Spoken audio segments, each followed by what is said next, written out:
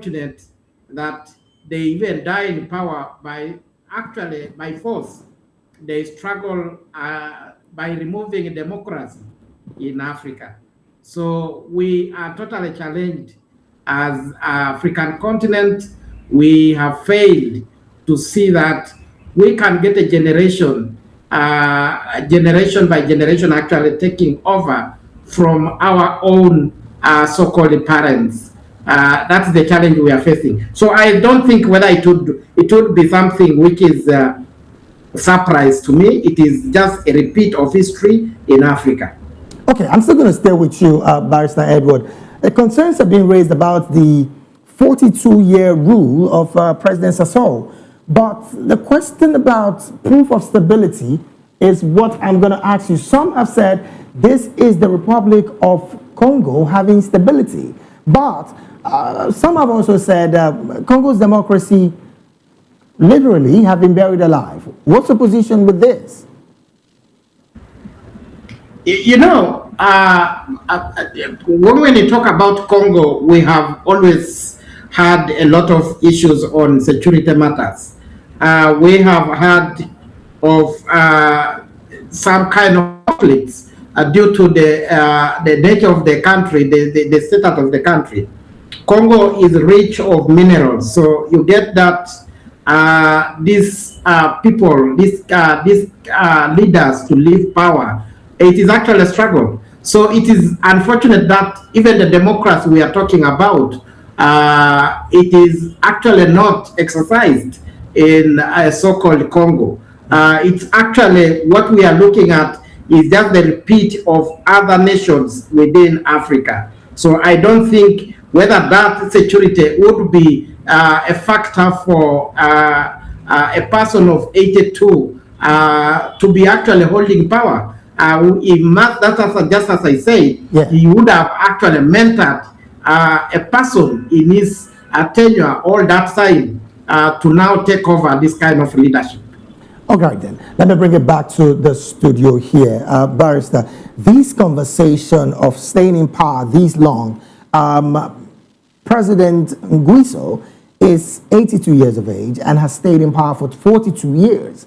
Now, is this a reality staring Africa in the face that the dangerous power vacuum of this 82-year-old man clinging to office without, quote-unquote, having a successor? How much of a democracy is the Republic of Congo seeing and enjoying right now with this kind of leadership?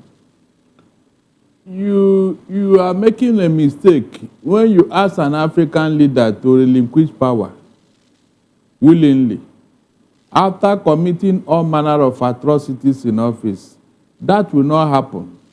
One of the reasons why they don't want to leave office is because they don't want to leave office and you now call them back to come and answer for what they did.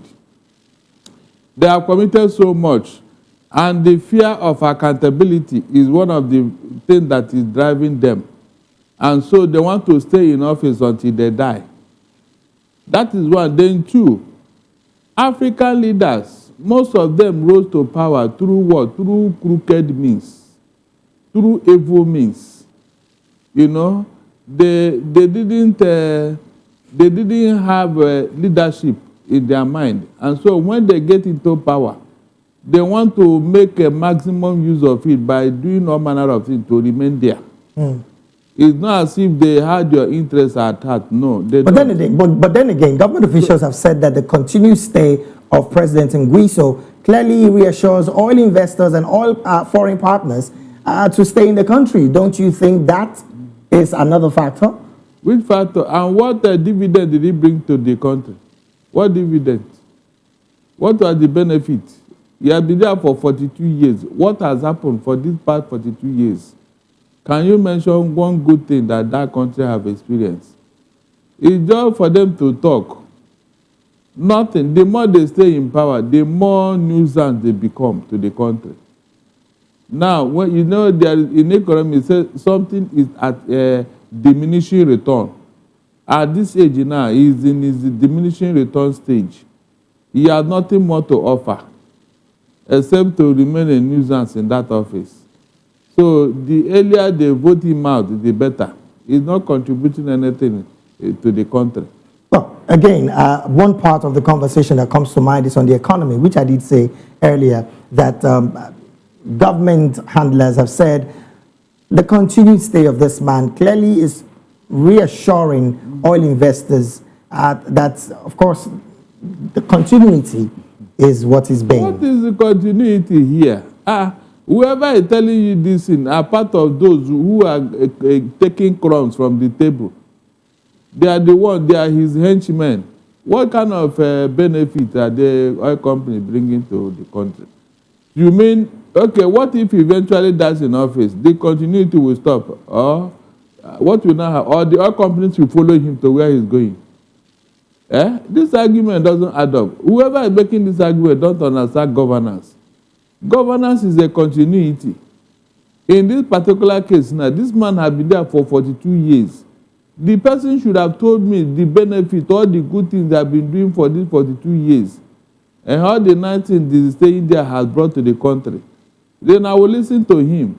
But telling me it is continuity to make it. So if in that, your companies will leave the country or what? Or the new person will drive all of them away. There's no argument here. No argument. So this is not a visible factor to what the government handlers are saying. Yeah, I mean, in fact, I have embarrassed them. Now, let's bring it to the fold that as it stands, youth unemployment in the Republic of Congo standing at 39.99%. That is one conversation opposition is holding on to and saying inequality has worsened in this time and stay of President Nguesso. Let me take this conversation to Uganda. Barrister Edward, looking at this figure, 39.99% youth unemployment rate in that country, in a country that have the highest number of youths when it comes to manpower, as it were, across that region of Africa.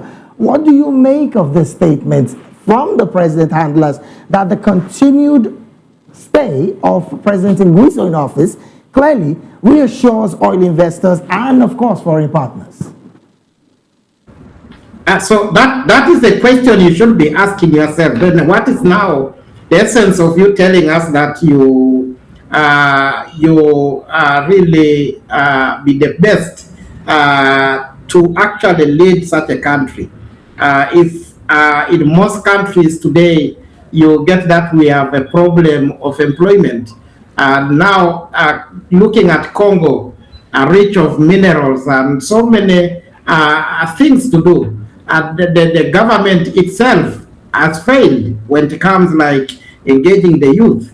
So I feel it is unfortunate that leadership in Africa does not depend on issues of probably democracy, issues of, it depends on somebody's will. It is actually what I feel it satisfied myself.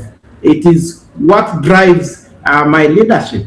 So it is so bad to hear a person of 82 actually dream now that he's going to actually light up the economy of such a country. It is not possible. Well, I'm still going to stay with you. My analyst here in the studio did say that this is, when you see this kind of situation happen, it is some persons trying to cover up for some persons, which again have been a conversation around the Republic of Congo, with the fact that the succession plan deliberately being delayed by this administration clearly is going to be leaving a vacuum. But from your perspective, what do you think would be the impact of having such a person who again is frail in age, I dare say, and some say the experience is what matters?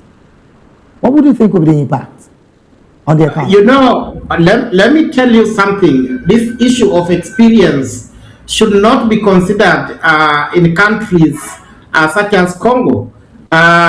We have students who come out from the universities with PhDs. We have students who come out from the universities with degrees. But you get that they earn these degrees when they are working.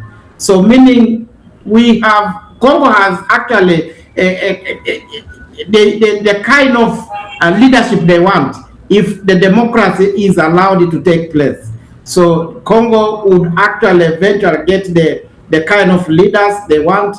Let democracy be allowed, allowed to play, so that people can exercise their rights to vote. But in this case, what we know, the 82-year-old president who has stayed in power is going to protect his being there until actually the time comes whereby they will have to impose again another leader who will protect their interests, which is not good for the nation. All right, then let me bring it back to the studio here before I change this conversation. There is also the conversation of opposition figures boycotting, opposition parties boycotting election. I want to, bring out a bit of previous administration story in the Republic of Congo. In 1992, leading up to 1997, the Pascal Lissouba era, attempted democratic reforms was clearly seen. But of course, he was ousted by the civil war in that country. Economic liberation, of course, disrupted by instability. Earlier, Sassou Nguesso's rule in the 1979 to 1992 era, he actually had a one-party Marxist system, of course, centralized control over oil revenues.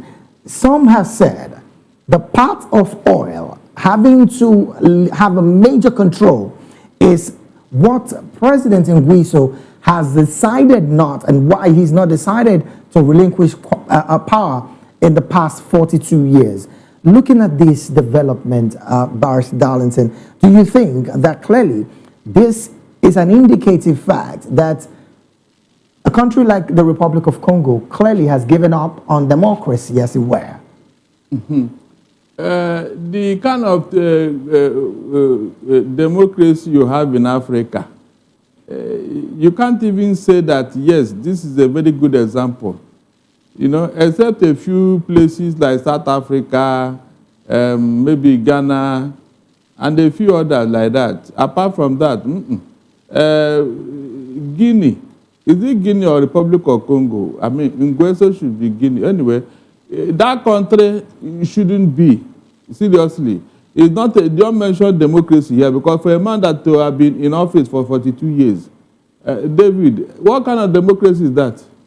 Please. So when you want to mention democracy, don't even use that country as an example. It doesn't add up. And these countries where the opposition is actually either chased out of town or they're eliminated. What is democracy here? What they do, after 4 years or 7 years, is a routine sham election, where the same person is the person that they will be reappointed, not even re-elected. It's the appointment, and so there is nothing democratic here. All right, then. Let me move to another conversation quickly. And of course, we're going to be going to Madagascar.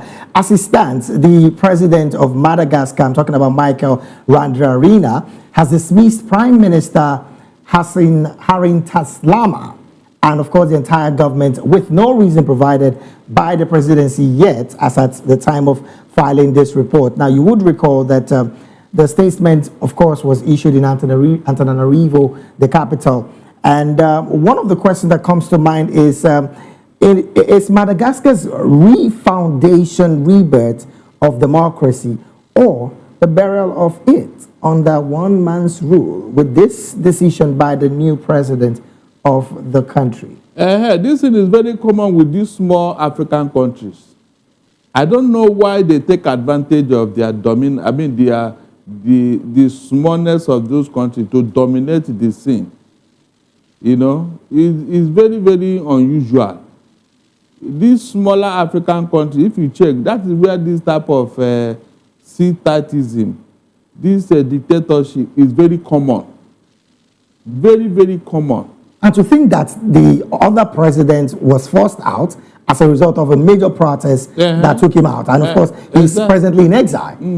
So with this particular dissolving of the parliament plus the prime minister, what does that make of president of the Madagascar? That means he have not learned a lesson. David, they don't learn lessons, seriously. They don't learn a lesson. Anyway, thank God he is aware of what happened to the predecessor. And so the same treatment is waiting for him. But there are feelers also that said that the president is trying to fight corruption as a result of this move. Should that be taken as something? His corruption epitomized. So why should he now fight it? The very symbol of corruption is trying to fight corruption. David, how can it work? Is it possible? What he is doing is worse than corruption. Epitome of corruption. Now telling me that he's fighting corruption. I won't listen to him. Oh. I will not, seriously. All right, then. Let me take this conversation to Uganda. Barrister Edward, this conversation about having to force out, or let me use the right word, sacking of the Prime Minister of Madagascar. Some have said that the president of Madagascar, I'm talking about President Michael Radiarina, is clearly aiming for 2027, and he's feeling like the rivalry of these people, and I'm talking about the Prime Minister, is one that is going to be of a major influence for his re-election come 2027. What's your position with this reality facing the country, Madagascar? My position is that, David, in every marriage, there is always a struggle where you don't serve my interests, then I tend not to be with you at all. So you get that. Just want to give an example of my neighbor, which is Kenya, President Ruto and his former deputy president. After seeing that he was not serving his interests, he decided to appoint another new deputy president. So who's now a yes person, who's now a person who listens what I say as a president. So you get some of these things, probably we complicate, the complication comes within internal forces, where you get that probably the prime minister was not all that loyal to the president. So the only thing was to be sacked, which is unfortunate. But you get that at this point, we need to have laws which protect this kind of leaders in their offices. Because you might get, mostly you are elected maybe to power together. And now you get that when you become a president, you can now decide to say, I become a general on my own. You cannot serve alone. We need people. So the moment you decide to say you become a general and take your own position and sideline the rest of the other people you came with to power, then it becomes dangerous. Actually, there will be no leadership you are providing to the nation. So there is much corruption in this kind, which is protected by such leaders. So corruption is also one thing. Probably you get that it is an indication which brought all this issue of sacking. So we need to know what are the really, what brought this kind of, maybe what made him to sack the other person. Well, the prime minister. Interestingly, President Michael Radiarina has said that the appointment of a new prime minister will, of course, happen pretty soon following procedures set out by the Constitution. But will Madagascar's economy survive another circle of political plunges like this?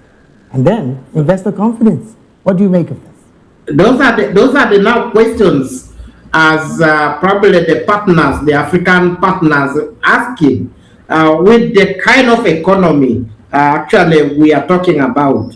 Why then go to that direction? This would be something which I felt like if their internal issues would be addressed on the table instead of creating another kind of a hole which is going to drain the economy of the country, drain development of the country. So I think it is wrong on the other side when we look at how will the people actually take what is coming out of the executive It is not right looking things, not stable, yet the economy itself also is not moving a right way it's supposed to be. All right, then let me bring it back to the studio here, Barrister. This conversation about, sacking of a prime minister and some other cabinets, the economic implication is also what I want you to talk on. But you would also recall that the president handlers did say that the sack of the prime minister was more like an opportunity to appoint reform-minded ministers that could, of course, streamline governance under a unified vision. Is this a major statement that could stand as an anchor for foreign investors on the part of the economy of Madagascar? No, if they have a thriving economy, you can make such argument. But right now, you and I know very well the economy of Madagascar. You know where they stand and all that. It's all about selfish interests. Those who will answer yes, sir, for me. They don't want, even the man they want to remove I think is far more better. Because apparently the man wants to be independent-minded, and the prime the prime minister himself, yes, independent-minded. But the president wouldn't want it. Can't you get it? That is the issue here. So such constitutional issues, it should not be left in the hands of one man who will now decide when to hire and fire. Even those who are for the good of the country. But he wants those who will be for his own good, those who will support him and all he wants to do. I think that's the issue here. Whenever you see something like that, go and check. It is as that the other man is trying to be independent-minded. He wants to assert himself.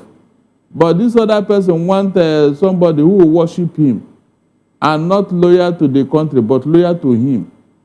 So the economy will suffer at the end of the day, because investors will not be too quick to join the country. They will not be too quick to even come and invest. And that means the country will suffer for it more and more, unfortunately.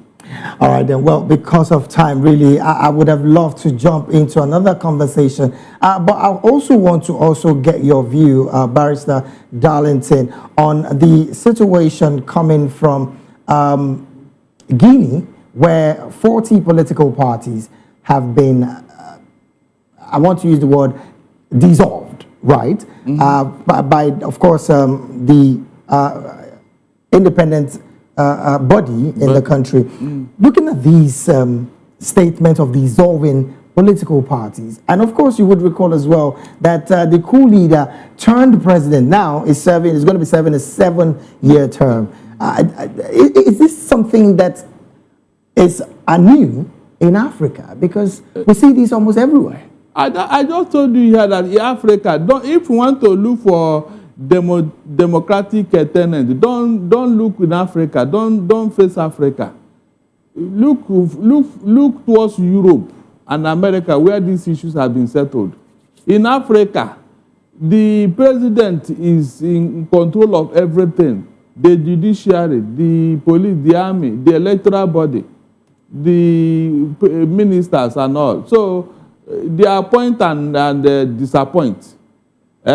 Yes, they appoint and disappoint, don't hire and fire. But they consistently make this case about the fact that stronger democracies face these kinds of setback that we're facing across Africa. No. You cannot invent the wheel, please. That means you are going backwards.